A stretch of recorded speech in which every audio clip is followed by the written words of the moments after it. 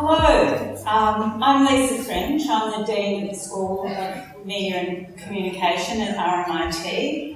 Wominjeka, welcome to RMIT's very beautiful Capitol Theatre, which actually we're very proud of, and we're glad to host you in tonight. I'd like to begin by acknowledging the people of the Wurrung language groups of the Eastern Kulin Nations, whose unceded lands we meet on this afternoon. I'd like to respectfully acknowledge their elders past, present and emerging. In a moment I'm going to introduce our esteemed keynote from Professor Patricia Hill-Collins. But first I'd like to congratulate the conference conveners, Olivia Guntarik and Vicky Greaves-Williams, for the inspiration that is this conference. The School of Media and Communication is hosting this event because we share a commitment to and engagement with reconciliation. Like the conference, the research and learning and teaching in the school have a strong interest in the stories of resistance, survival and social change through narrative, film and other creative modes of addressing activist causes. I agree with Professor Hill-Collins that intersectionality lays an important analytical framework for political activism, and she's going to talk about that in a moment. Patricia Hill-Collins is Distinguished University Professor of Sociology Emerita at the University of Maryland, College Park, and Charles Phelps Taft Professor Emerita of the African American Studies at the University of Cincinnati. As you will all no doubt know, she's a celebrated sociologist who has specialised in the intersectionality of race, gender, class and sexuality. And she's been described as one of the defining voices of contemporary feminist and race scholarship. Her award-winning books include Black Feminist Thought, Knowledge, Consciousness and the Politics of Empowerment, and Black Sexual Politics, African Americans, Gender and the New Racism. She's also an author of many other books listed in your program, including one published just last year, Intersectionality as Critical Social Theory.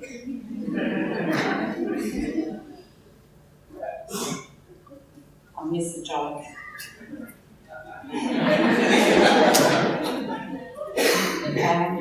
Her anthology, edited with Margaret Andersen, titled Race, Class and Gender, Intersections and Inequalities, is going to be released in its 10th year publication, and it's been a seminal text in 200 colleges and universities for the past 30 years, so it's quite an achievement, and I know her work has been translated into 8 languages. She's many accomplishments, including that in 2008 she became the 100th president of the American Sociological Association, and in doing so became the first African American woman elected to this position in its 104-year history.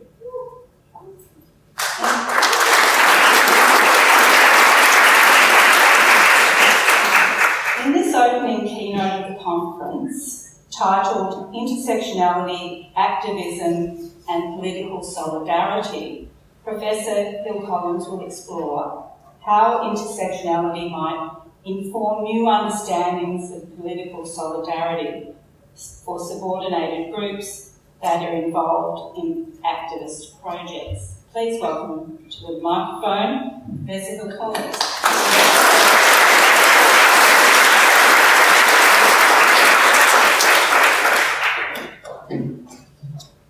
Well, hello. Just get myself situated up here. Because I'm not situated yet, hold on. I'm using a bottle of water because the glass is just tragedy waiting to happen. I step on it and all that, so. All right, right, because this is a relatively short amount of time and my topic is so big, I have brought what I consider to be an incredibly meaty PowerPoint. Now, the good news for all of us is this is the biggest stage I've ever had my PowerPoint on. So even the slides that have teeny tiny writing, which are few, should just be amplified to the point where there should be no problem seeing the PowerPoint. So I'm feeling quite confident about that. And the ideas in this particular talk, I'm giving kind of an overview of an argument, because I think what we need to do at this point is develop better theoretical and conceptual arguments that will help us do better what it is we're trying to do. That's not the only thing that should happen now, but I think my contribution lies in that area. So what I'm going to do today is talk about three what appear to be quite simple ideas, but in fact are quite complex, and to think about how they might inform one another, and how they might inform the work of people at this conference. I most likely will not be going into anything in great depth. This is meant to pique your interest and your attention. It is not meant to develop an argument, drilling down into all of the details of the argument. That can come through conversation over the next couple of days. And for me, that will also come in my work as I publish a bit more of this.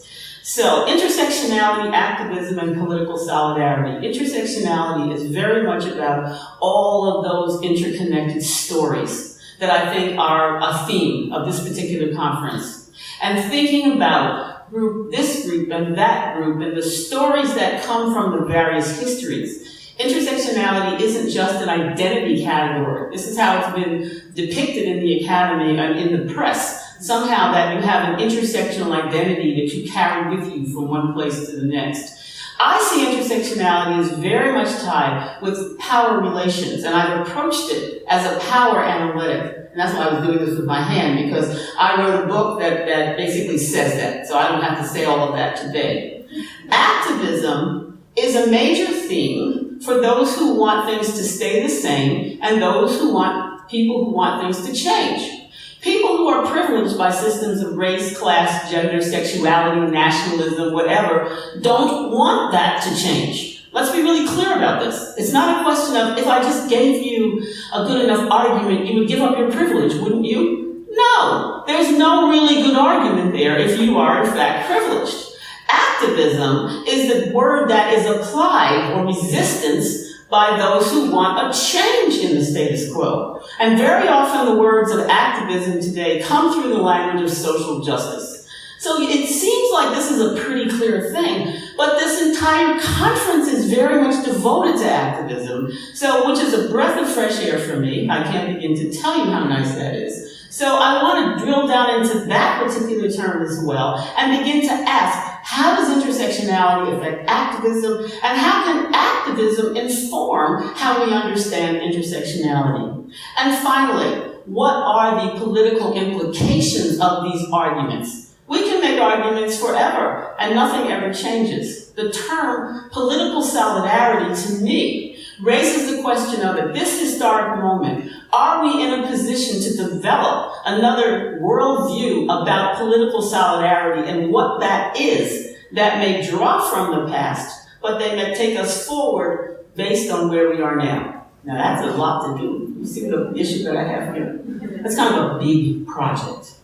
But I'm going to impress myself and try and get as much as possible done in a short amount of time. All right, can we have the next slide? How do we do this? Oh, is this me? Wait a minute. Oh, maybe I do this. Yes, I do this. All right, wonderful. Okay, so here's the overview of my talk. My talk will be in three parts. In the first part, which will be relatively brief, I'm going to talk about intersectionality and the implications of this idea for rethinking political solidarity. I'm going to talk about it kind of intellectually first, framing out the issues. In the second part, I'm going to focus on Black feminist activism as a site for rethinking activism in general, giving us a vocabulary of activism that is informed by intersectionality. I'm not presenting Black feminism and Black feminist thought as a universal set of values. We just want to kick all the white guys to the curb and just put Black women in the middle. Now, some of you may like that idea, but that's not where I'm going, all right? I'm really looking at how do you get to a universal set of ideas through the particularities of someone's experiences or a group's experiences. We are used to getting to universal ideas by erasing particularities. That's how we're taught in many of these institutions. We want to talk about the generality. And when you show up with your particularity, they say, oh, you're just data for my anthropological theory or my sociological theory. Now, the joke there is that what masquerades as universal is in fact quite particular. And that has been a large part of the intersectional criticism or analysis. So I want to start with the particular and ask what comes out of the particular with which I am most familiar. What about the social action within Black feminism, and how might that inform understandings of activism for all of us? And in part 3, I want to look at the implications of the case that I make by returning to an idea called flexible solidarity and see what that might feel like. Are you still with me? Yeah? Keep up now. Come on, people. It's late in the day. You cannot, this is what I'll tell undergraduates. No sleeping. None of that. All right? So intersection, I just can't believe how big that is. Huge. All right, so intersectionality and political solidarity. Why intersectionality matters? Well, first of all, intersectionality is increasingly depicted as a narrow identity politics that creates social divisions. Now, if you look, this is what's happening in the media, and this is what's happening online. If you Black people, or if you Indigenous people, or if you Aboriginal people, or if you women, if you would just let go of your narrow identity politics, even though your identity politics are intersectional, then you could move on to better solutions to the social problems that you face. So in other words, think about this.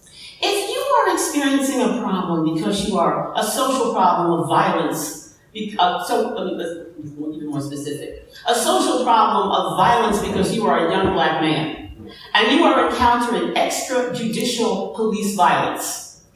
And someone says to you, that has nothing to do with your being a Black man.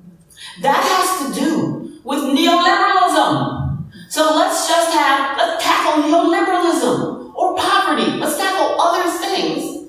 And you're thinking to yourself, but they're kicking me in my head because I'm a Black man. So how am I supposed to ignore that on the path to solving this particular social problem? Part of the backlash that is occurring right now is really trying to defang intersectionality because it's a recognition of the power of an idea that has the potential to unify people across historic differences. That's a scary thing if you're in a position of privilege. You don't want those people getting together, and you definitely don't want them talking from a place of particularity of their own experiences. Still with me? Oh yeah? Oh, did I scare you? I did. I'm sorry. Get over it. All right. So intersectionality offers a framework for rethinking political solidarity. And that's what I want to talk about in a bit greater detail. So let me move on to the next phrase. Rethinking political solidarity. How might intersectionality inform, first, understandings of solidarity within historically subordinated communities? And the two that I'm thinking about since I've been here are Black people, or Black women, because that's really my area of, I think, greatest expertise and knowledge, but Aboriginal peoples. I'm here to learn. And what I'm interested in thinking about is, how does intersectionality give us a more robust understanding of our own experiences and our own struggles? And I could put a variety of groups in this category under that question. That to me is the question that historically subordinated groups need to be engaging. Is there hierarchy within a given community that is retarding its ability to move forward? In a minute, I'm going to argue that Black feminism, as advanced by Black African American women, saw a gender hierarchy within Black communities that had to remain been hidden or at least quiet because the racism around African Americans was so virulent that you couldn't start talking about gender in public space until fairly recently. So the question of what does an intersectional analysis give to understandings of solidarity within historically subordinated communities? It cannot be a situation where Black women always subordinate their interests to those of Black men in the name of unity, or whatever it is. I mean, whichever kinds of groups we're talking about. So, and the second question has to do with political solidarity among groups with similar social justice agendas. So these are groups, not just somebody that wants to be your friend because you're in. It's really chic now.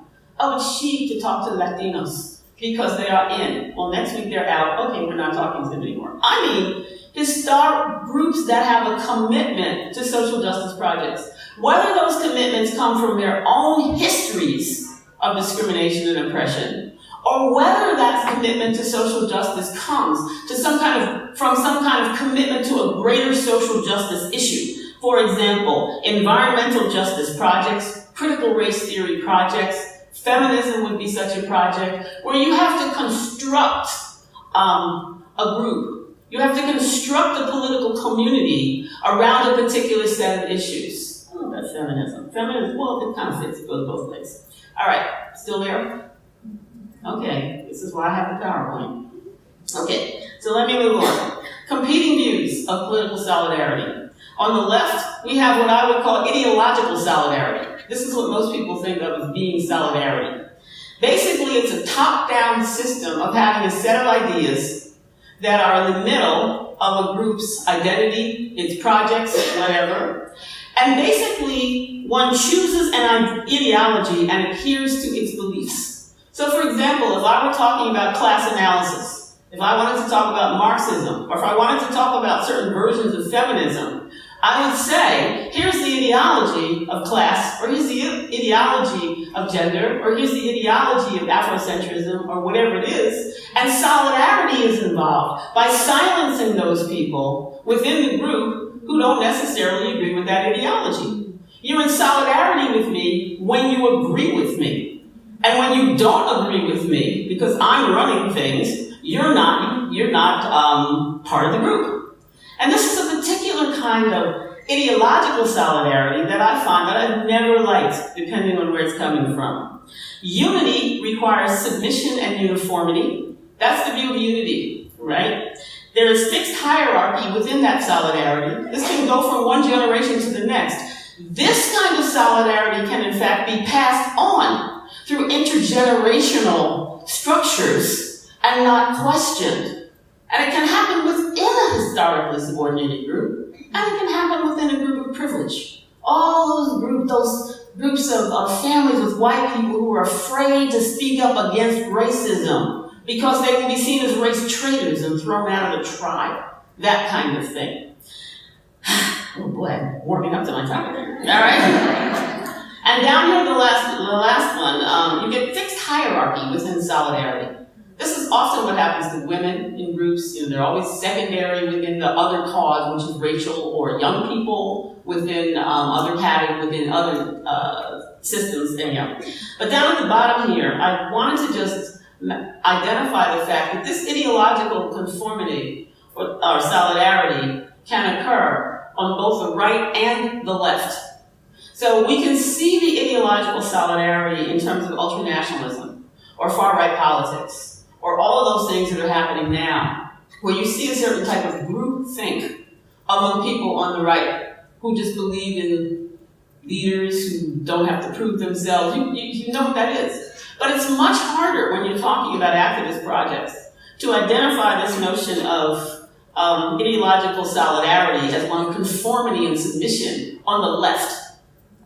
You see it more if you're one of the people who, like, for example, Black women, we want you in our organization, but we don't want you to say anything. We want you to just look different, right? But not be different or bring different ideas. So I call this a reductionist radicalism. This is a radicalism that basically picks one category often and says, this is going to be the one we're going to stay with, right? Now, flexible solidarity, on the other hand, I see is originating in a very different place. Bottom up, it's built, it's constructed, it is not imposed. It's built from the bottom up by many people in a group or among groups who negotiate, who create something, who have a common cause or a common concern. And they may have conflict and they may have consensus around solidarity as part of how politics should operate. Networking and coalition building are essential. Action strategies are informed by pragmatic challenges and ethical principles. So this is a solidarity that doesn't come from ideas imposed on people. It comes from ideas that emerge from what people are trying to do. This is fundamentally a solidarity that emerges from social action. It's a way of thinking about basically doing theory through action and not just in the mind, you see. It's dialogical, as I just said, it requires negotiation and compromise. It's democratic.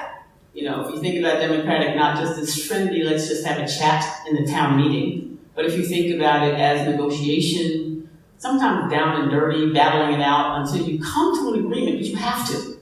Too much is at stake if you don't. And intersectionality to me is on this particular side of it. So that's part one, just to give you a sense of the vocabulary and the big ideas that I'm working with. Now I want to move on and talk about this flexible solidarity side and look at this through mapping Black feminist activism. Now, you know, on the left, you should just know that I'm just really happy because that is Black Feminist Thought in Portuguese. That was just published in 2019. Pensamento Feminista Negro. And all of my friends in Brazil who have just been so supportive because they're thirsty for analysis that not informs, but that they can use pragmatically in their activist projects. So they really have gotten me going. But here are my questions.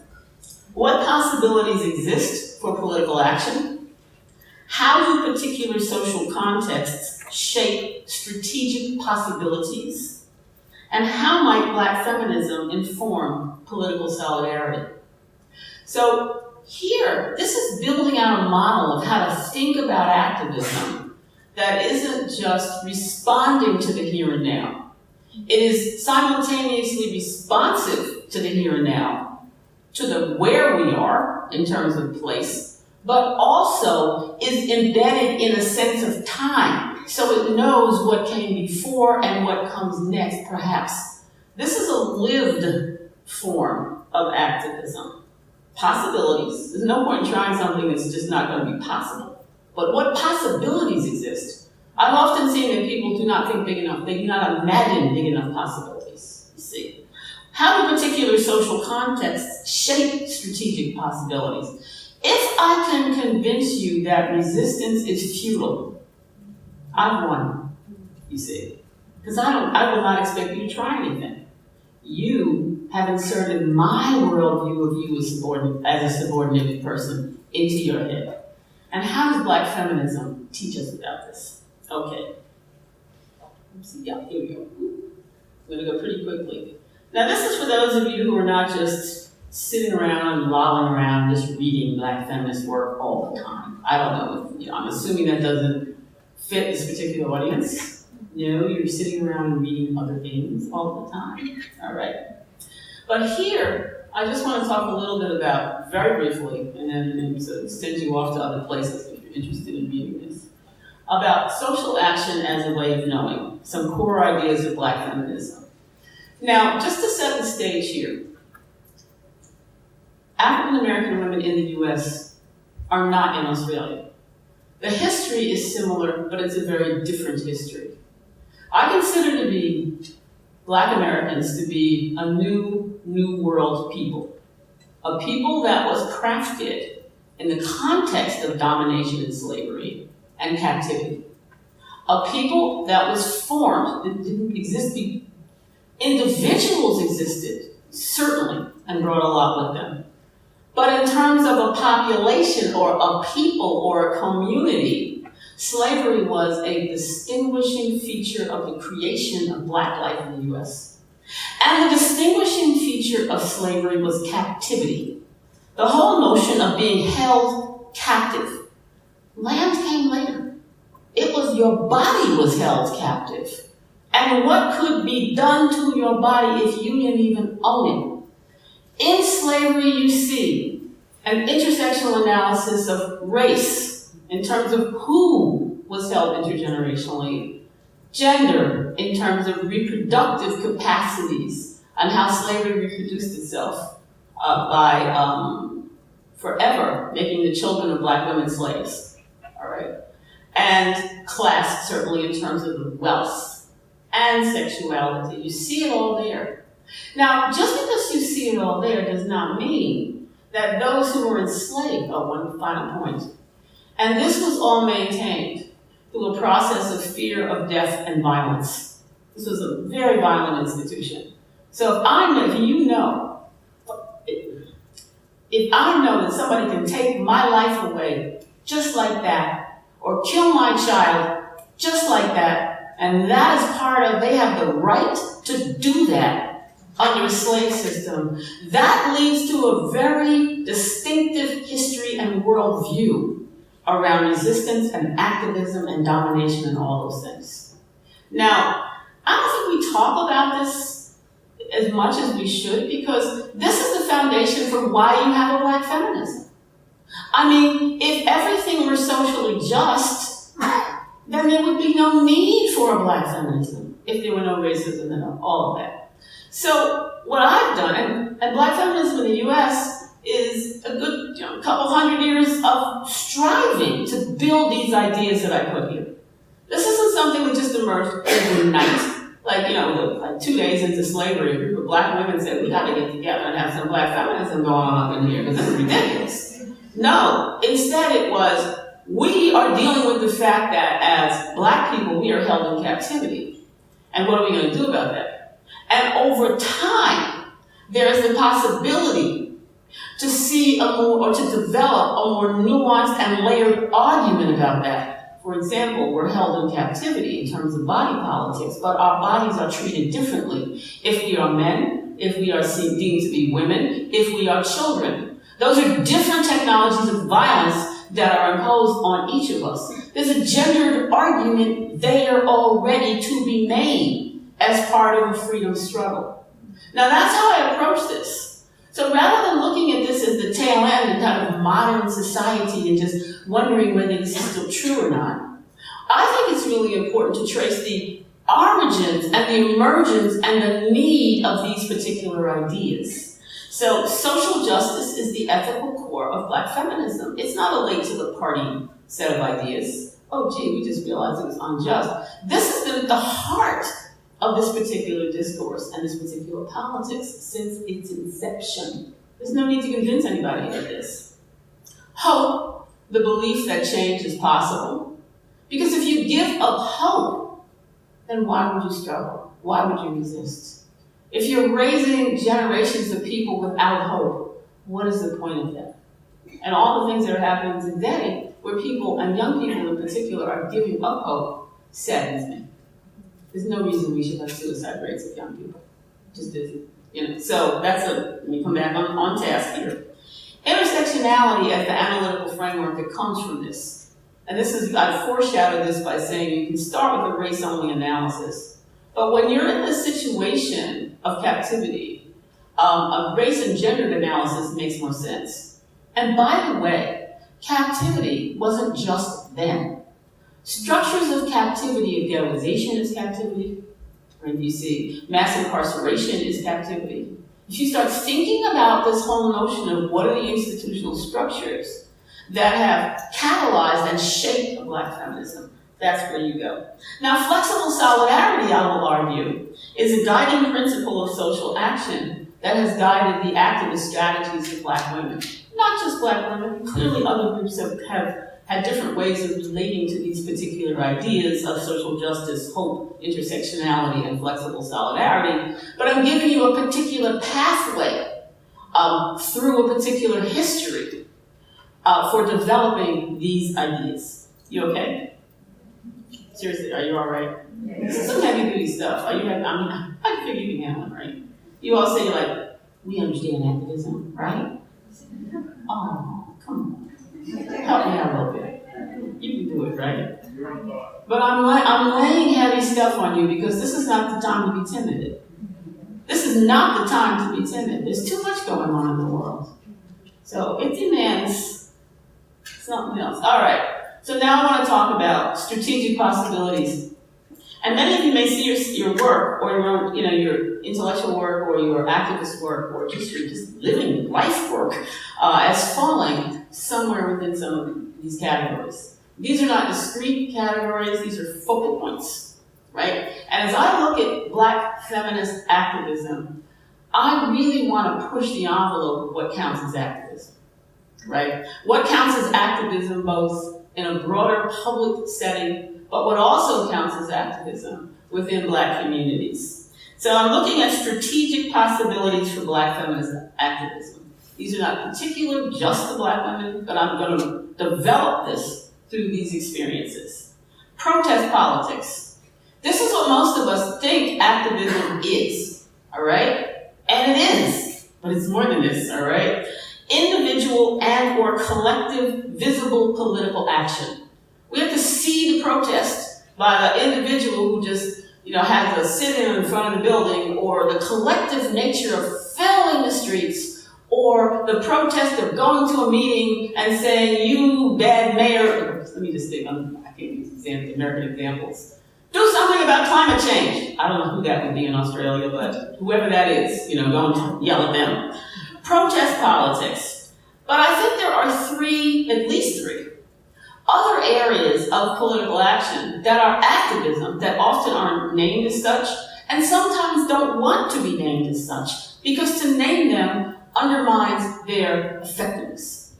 And they are institutional politics. And this would be those of us who are in social institutions of any kind, having positions and roles that we're responsible in some way for the institution. So I call this networks of resistance within institutions. You can call it the caucus or whatever you want to call it. And leadership. Those of us who are fortunate enough or unfortunate enough to capture positions of leadership and visibility we deal with that. Cultural politics. This is a theme that has been really strong at this conference. This is ideas as the terrain of struggle. And here is where I would put the struggle over who will control the narrative. Hegemonic discourse and oppositional discourse. And all the ways in which ideas matter. And don't let anybody tell you ideas don't matter, because the entire industry of marketing is all about saying to us, ideas really, really matter, all right? And we want you to listen to us. And survival politics. Now this is often where women are placed. The whole notion of the work that women do that is devalued and seen as sometimes a site of their oppression, which it can be. But I think it's work of protecting and nurturing others and self, and challenging domination by surviving violence and the threat of death is a very powerful site of activism, even though it's not called that very often. So let me just talk about each of these categories and how I would develop them through Black feminism. Okay, well, it's not that awful yet. We're still on schedule. All right, kind of, a little bit. All right, protest politics. This would be grassroots organizing, social movements. The goal is to change institutional policies and practices. That's usually what a protest is. You're protesting something you do not like. You are resisting something that is new and awful, or an omission of something that should have happened and you need the protection. And protest is usually done to the government, but also against corporations and against a variety of organizations. It's usually visible and it's done by people who are outside those organizations. When you protest, you don't protest yourself. You come in front of the building, let's say you're on university and you get out there with a sign, "My university is evil!" And then you go inside and you say, "And I'm going to fix it because I'm responsible for it." And, you're either inside or outside. So outsider protest can be really important Because when people take to the streets in large numbers, they can actually shut things down. But that doesn't mean the next step is they're going to run things, you see. So we often have to ask ourselves, what comes from protest? Now, what I have here is, these are signs from Black Lives Matter, because we've had a whole lot of visual attached to this particular protest, which started small, but grew rapidly. And didn't necessarily go away, because the issue didn't go away. Captivity and slavery was Black lives didn't matter. And that's still the case with Black Lives Matter. So the whole notion of a social injustice that is not addressed is something that protest politics deal with. Now sometimes it's just not safe to protest. Your protest, even if you don't win in terms of the change, it is incredibly dangerous to protest in some places, leaving the impression that there is no resistance. So I think we've got a very special form of protest in terms of protest politics. But this is not all activism. So a lot of young people tend to think, well, nobody's complaining anymore, so I guess activism is dead. I once asked my students, what do you think an activist is? And one of them said, somebody who just makes a whole lot of speeches. I said, oh my gosh, that's really depressing, all right? But this is what got me thinking about what would be a more robust analysis of activism than what my student thought it was. He was certainly not wrong, he was just partial. The next, institutional politics. Now I'm going to say a bit more about this because the thinking that once you're in an institution you somehow are not an activist is what I want to challenge. I think sometimes when people are in institutions holding positions of power and authority, they are in fact sellouts. They are recruited because they are supposed to so-called keep the natives down, or the gatekeeping function. But I think that when you look at Black women in the US, you find a very sophisticated history of dealing with these institutions that is far from, I just have to go to work and do what the boss says, and oh my gosh, it's real, something else is going on. Let me tell you a little bit about it. On the right-hand side, you see this invisible networks of resistance. Can you see the stapler? You probably wonder, why does she have a stapler in her talk? Okay? And why does she have a dictionary in her talk? And why does she have, that's a lunch lady in her talk. You see the graphic of the lunch lady? Nice black lunch lady serving the kids lunch. Do you have lunch ladies in Australia? Do the kids eat in Australia?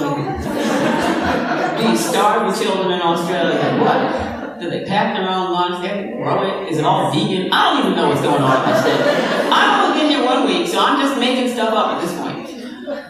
This is what I would like to tell you a little bit about my mother. My mother was an ordinary lady. She was a stenographer. And this was a big job for her to get after World War II, because she could read, she could do this kind of work. Because the jobs for Black women before then were domestic work and field work. It was basically it, agricultural work or domestic work. So to get a job in an organization that was so-called white-collar work was definitely a step up. And her job was with the Department of Defense. So a lot of Black people had government jobs. Now, she's that classic story of a Black woman who had to train the young white guys who came in, who passed over her. She had to train her own bosses repeatedly and never got those jobs that they got. Now, we often hear this story as, and that's where the story stops. Those poor Black women, they're so downtrodden, because we assume that there's no resistance, there's nothing you can do in that situation. Well, I noticed that as a child, I seemed to have school supplies that other people didn't have, all right? I had a stapler that said, property of the US government, myself. So I asked my mother, is property? She said, we're just borrowing that. Which of course we never returned. And then the dictionary. I'm walking to school one day with my friend. We had an assignment. I think I was in the 5th grade. I said, I looked it up in the dictionary. She said, you have a dictionary? He said, yeah, we have a dictionary. And I realized, property of the US government. All right. What my mother did was what I think a lot of people do, is they use their positions, whatever they are, to extract whatever resources they can for their children, their families, and their communities. So it's not a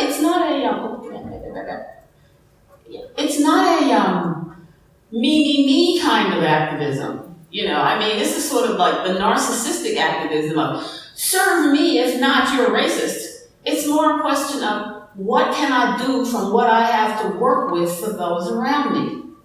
When I went to a summer program at Northwestern University, I was in high school. I was one of maybe one or two black girls in this program.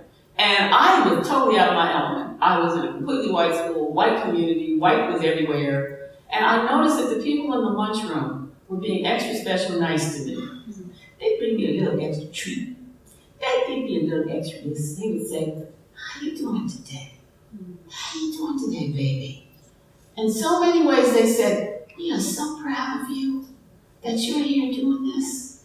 Now, they were offering support in ways that I was never going to get from that institution, you see. So this whole notion of even the people you think are the lowly people who are taking orders are finding ways, and they were probably taking food and stuff home too, like my mother, you know, whatever. But they're finding ways to resist.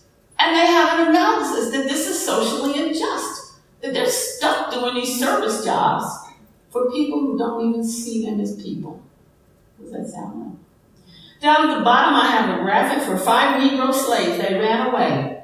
This is really the sort of the graphic for allies. I would read the whole thing to you if I have enough time, but it is fascinating how detailed this description is. This was a little black family that ran away and planned it because they're traveling with a white guy, maybe in a carriage. I mean, these were elaborate escape stories and narratives. These are the narratives. How do you escape captivity? How do you survive captivity? How do you massage captivity? Now, I say all this because these invisible networks of resistance within institutions, not outside, within them, wherever you may be located, is part of this legacy of institutional politics, visible and invisible insider activism. Now that's the invisible insider activism. The visible insider activism are black women who are in positions of leadership and authority. From one generation to the next, this is a long arc to get people into these positions, fought and struggled for by people who took home staples for their children, that kind of thing. So when you finally get people who are in positions of authority, like this is Barbara Jordan, who was a senator, a House of Representative, who was presiding over the Watergate hearings. Shirley Chisholm down here on the right, who ran for president some decades ago. And Maxine Waters, who is now still, to this day, giving a certain highly placed presidential official, who shall remain nameless, hell. All right. So you've got people who, mainly the best that they may be able to do is gatekeep against things not being more horrible. But very often what they can do are the kinds of networks of resistance that I'm describing. One of the first things I always do when I go to a university, a new one, is I get to know the administrative support staff, the secretarial staff, the people who are cleaning the offices, that kind of thing. They have a very powerful network of information about the schools I've worked in. That faculty seem to be, who, what's her name? Lupe, she works here, that kind of thing. You know, ooh, you okay? I'm talking badly about faculty. Move on. Okay, these are a bit. Cultural politics.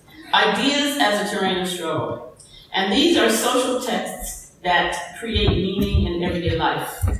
If you can create cultural products that convince people that their spirit, their mind, and their bodies are worthwhile, that they're human, that they're beautiful, using body, mind, and spirit for creative social action, all those dancing children we saw earlier. That's cultural politics, but it's also political, but it's very much saying you are worthwhile, you are ours, we value you, even though you live in a world where black lives don't matter. We think you matter. That's very powerful. And you see, cultural politics has been able to do that historically through music and dance and drama. But increasingly, mass and social media expands the terrain of cultural politics. And many of the papers, I think, in this conference are taking up this issue to really understand how cultural politics are organized. Music, theater, fiction, dance, drama, photography, film, wide open. Spaces of creativity. This is a substantial change from even 1 or 2 generations ago in terms of having access to these tools. Now, for Black women, this cultural politics has been quite radical. Because if you are at the bottom of the barrel and you say loving Black women is a radical act, you see, it is a radical act in a society that doesn't love Black women. Particularly if you're applying an intersectional frame. It's not that Black women, that this is from that vantage point to say, I'm going to love myself, and I'm going to love other Black women, and we are entitled to being loved. You see, Black women love ourselves, Black women love one another, others love us. This is a very powerful body politics that pushes back against the visibility of Black women and says, you are ugly, you are stupid, whatever. So, in the middle I put Sister Outsider, Audre Lorde's book, because in this particular book of essays, she says things like loving oneself is a revolutionary act, you see. She says loving other Black women, sexually or non-sexually, is a radical act. She was bold enough and courageous enough to use culture as a terrain of politics.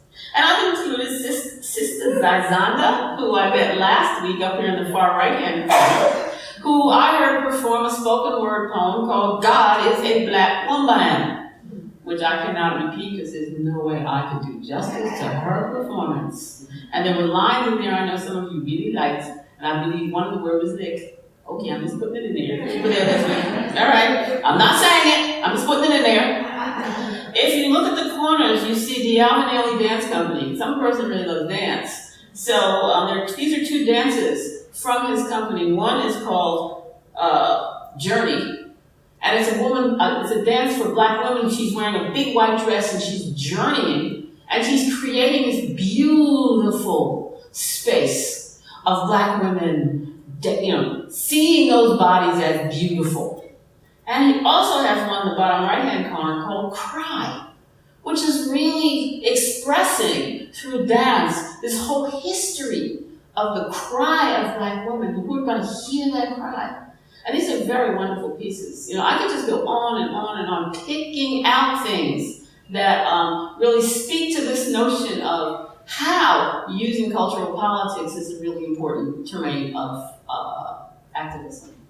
Down in the far left-hand corner, I'm not going to say too much about my girl Lizzo, but those of you who are involved in pop culture references, and I'm not an expert on this at all, but my guess is I have to crop out a fair amount of Lizzo here because she would be filling that whole screen, and I thought to myself, okay, that might scare the Australian audience, all right? So we're just going to have a nice, tasteful graphic down here, with Lizzo, who is very much about positive body politics. This is a big woman. And she says, I'm a big, beautiful woman. I'm entitled to wear what I want to wear, shake what I want to shake, say what I want to say, and don't even get in my face because I can play the flute and I can do spoken word and I can dance. I said, okay, well, I'm backing up because this is really like okay. So I can only give you a feel for the importance of all the poetry and the dance and the music because so much of it is often commodified when it's seen as useful for the broader of society. It broke my heart when I heard Aretha Franklin's Respect, or even hip hop as backdrop for Kentucky Fried Chicken ads. You have to think about how much Black music is now used as the soundtrack for other people's lives, all right? So this whole question of when is this particular area really activism and political, and when do we have to let it go because we have to move on from that? Okay. So, and survival politics. Oh, I knew this was going to take me forever. I'm sorry, people. Are you all right? Yeah, this is a big talk, and I flew a long way, so just put up with me for a few minutes, all right? Some of you just got on a tram and got here, so you'll be okay. All right. survival politics, building community capacity. This to me is really foundational to all the other forms of activism. Because this is a form of politics that believes in either preserving or building community. Recognizing the community isn't just some little safe space of nostalgia to retreat to, but community is the result of all these negotiated relationships. Black feminism in communities provide care and hope. This is what happens. You are cared for in a community. And women do a lot of this work. The term that I've used, because attacking communities is really the way to subordinate folk. You see, if I can take away your myths, your ideas, your identity, your songs, your dances, and I can replace them with my knowledge, well, what do you use to resist? So communities, this kind of building community capacity is often seen as hidden. You don't just broadcast it to the world. Sometimes you just don't want people to know about this, because this is where plans and plotting and supporting and covering, all that happens in that space. I use this term mother work in my work as a site of generative and resistant Black feminism, and not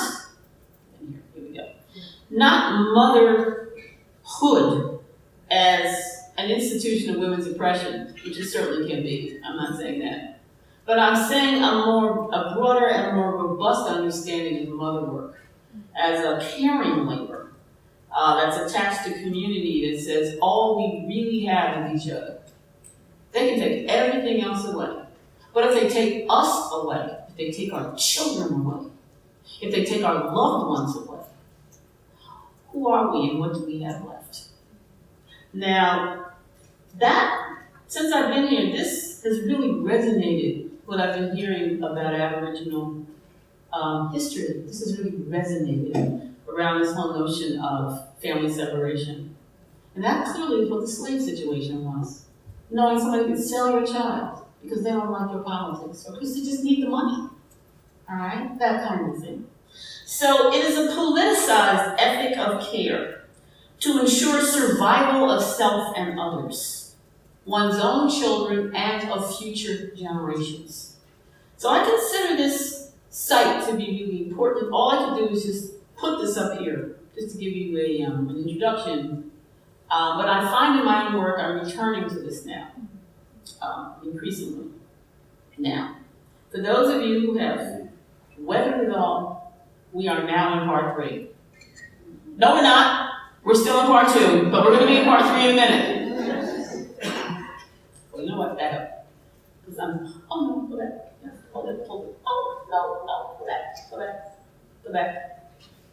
Because I'm not changing things that are, I'm not changing things that are the same as my iPad. So basically, here's what I just presented to you in a nice little graphic.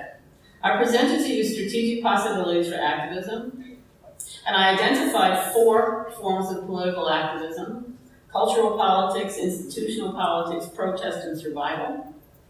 Now, in this particular graphic, they're all kind of the same size. They influence one another. We could certainly be adding arrows and connecting them, and they really are, if I were to do a map of a particular period of time, what you might see is one may be a big bubble, and the other may be really small, based on the possibilities of that particular era.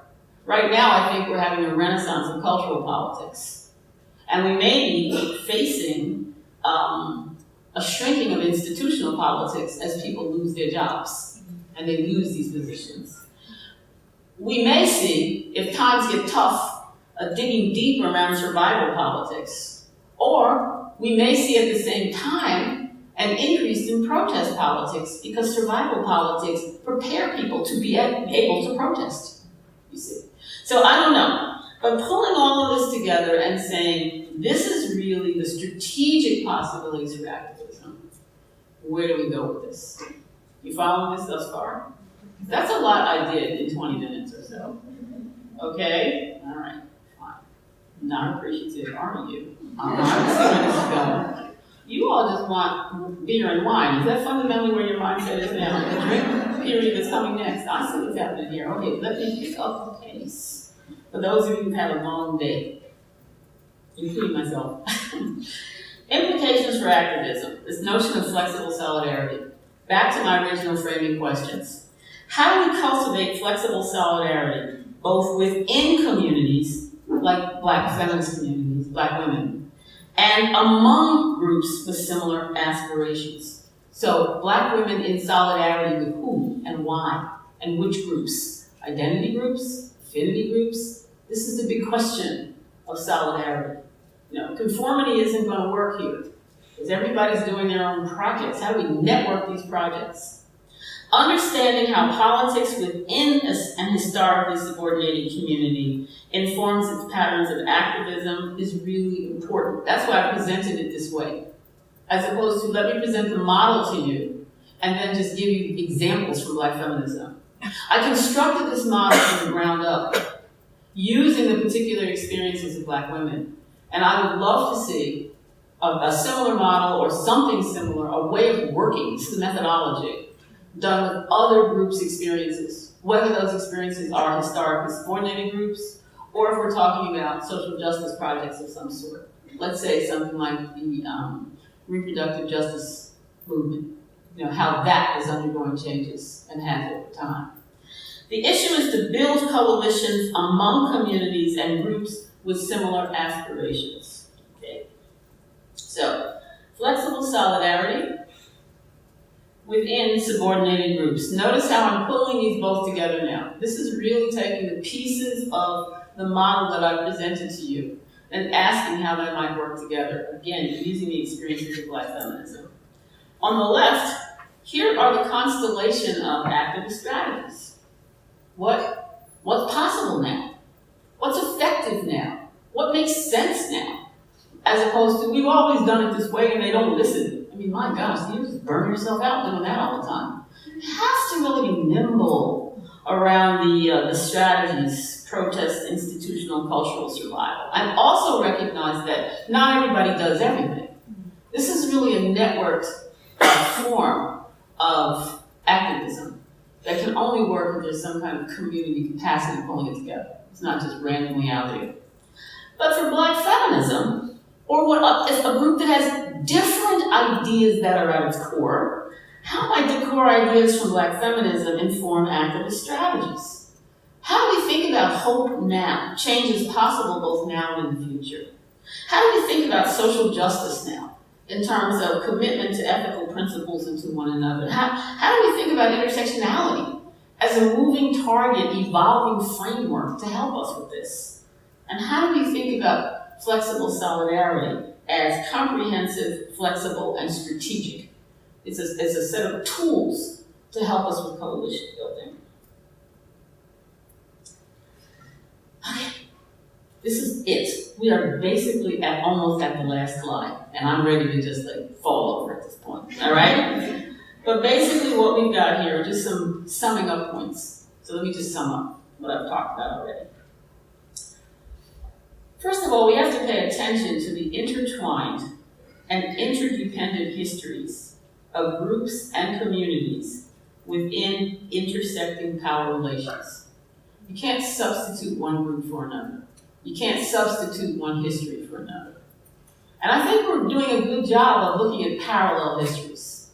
This reminds me of that. Oh, gee, Black Brazilian women remind me of African American women. You can see parallels depending on where you're working. But we haven't begun to ask the question of how these actual histories intersect and have shaped one another. So, for example, in the US, the whole history of Black and Indigenous folk has really been kept separate. Now, how do we begin to see those intertwining histories, all right, in terms of communities that were formed when both Native folk and Black folk ran away from colonization and formed other ways of living and thinking about things? So there's a whole nother way of looking at intertwined and interdependent histories that doesn't require doing away with what we already know. It's really asking new questions about what we already know. This particular approach recognizes the multiple, ongoing, and self-defined positions of social justice projects. I want projects that respect what I do, and I want to be able to respect what other projects do. It's not a question of my stuff is better than your stuff and I'm going to come in and tell you how to fix your life. That is really the essence of a colonial mindset. So we have to kind of, the decolonization here is really recognizing the multiplicity of these multiple projects that are there. And finally, I'm going to argue, not going to, but I have argued elsewhere, that intersectionality provides a framework for analyzing intersecting power relations that house these projects, but also how coalition politics can constitute an engine for social change. So what kinds of coalitions are possible using these ideas of a flexible solidarity? I'm in solidarity with you, I back you, and our coalitions sometimes will be stronger, and other times we will have to go our separate ways because of what we need to accomplish. But I want to close by reminding you of why we do this. Each generation faces a new set of challenges and strategic possibilities. That's what we're giving the next generation. We're doing it right now in terms of what we're working on, what we're thinking about, and how we're living our lives. And I love this picture of this little girl. This is one of my favorite pictures. I don't even know whose little girl she is, all right? She says, I am here for my future. And she's wearing a little pink dress, and she's got a little bow on. You know, and I imagine, or you can imagine, all of the faces of the children that you would put up here, all right? Who we are here for their future, but they have to be here for their own futures. And to me, this work on intersectionality, on activism, and on political solidarity may be just words, but I think not. I think we owe it to them to do better and to put teeth and breathe life into these ideas. We are the leaders. She's following us. How will we help her lead? Thank you.